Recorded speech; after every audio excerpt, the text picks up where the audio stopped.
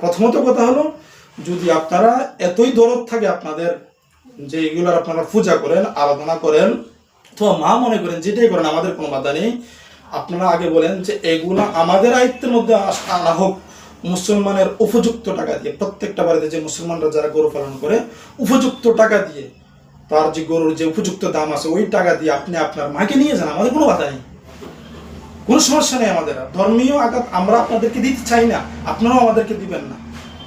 ইসলাম কাউকে কোনো ধরনের আঘাত দেওয়া কোনো অবস্থায় অনুমতি দেয় না।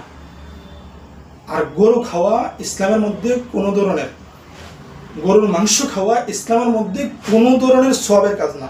ছাগলের মাংস খেলে যে হালাল মাংস, গরুর মাংস হালাল মাংস, হ্যাঁ, আরও মুরগের মাংস হালাল মাংস, আল্লাহ তাআলা যেগুলোকে হালাল করে দিয়েছেন এগুলো হালাল। এগুলোর মধ্যে আলাদা কোনো ফজিলত নেই, সওয়াব নেই যে গরু খালে সওয়াব বেশি হবে, গরু দিয়ে ঈদ করলে সওয়াব বেশি হবে, এমন না।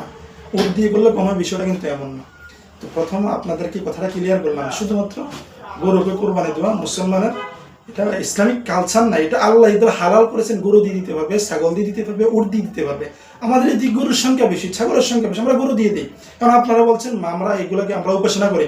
ঠিক আছে, যদি এমনই হয়ে থাকে আপনাদের ধর্মীয় আবেগে আঘাত পড়ে, তাহলে আপনাদের কাছে অনুরোধ, আপনারা ঈদের পরে বা এখন থেকে শুরু করেন যে না, আমাদের কোনো ধর্মীয় জিনিস মুসলমানের বাড়িতে থাকতে পারবে না, বা আপনারা করেন সিস্টেম অনুসারে করেন। আমার কথাগুলো পরামর্শ, আমি হুকুম দিচ্ছি না, পরামর্শ যে আপনারা সিস্টেম করেন, গভর্নমেন্টের কাছে আপনারা আবেদন জানান যে এগুলাকে আমরা উপযুক্ত টাকা দিয়ে তাদের কাছ থেকে আমরা কিনতে চাই। আর কোনো হিন্দু ব্যক্তি, কোনো হিন্দু ভাই, খ্রিস্টান ভাই, অন্য কোনো ধর্মের মানুষ মুসলমানদের কাছে গরু বেচতে পারবে না, ঈদের সময় বিক্রি করতে পারবে না, অন্য সময় বিক্রি করতে পারবে না খাওয়ার জন্য। আপনারা এগুলো লিখিত আকারে করেন, তখন আমরা ছাগলের প্রোডাকশন বেশি করে শুরু করবো, ছাগল লালন পালন করা শুরু করবো, হ্যাঁ, বেড়া লালন পালন করা শুরু করবো, ওইগুলো দিয়ে আমরা কুরবানি করবো। ও যদি সম্ভব হয়, এইদিকে তো জানি না আবহাওয়ার কেউ, আমরা এগুলো, আমি এগুলো বুঝি না, যদি উট আনা সম্ভব হয়, উট লালন পালন করা অথবা অন্য মহিষ পালন করা, ওইগুলো আমরা লালন পালন করবো, ওইগুলো আমরা দিয়ে কোরবানি করবো। এই গরু দিয়ে কোরবানি করলে যে সব বেশি এমন বিষয় না। আপনারা প্রতিবারও ঈদের সময় আপনাদের দরদ উতলে ওঠে, হ্যাঁ, এগুলো কি চক্রান্ত না? এগুলো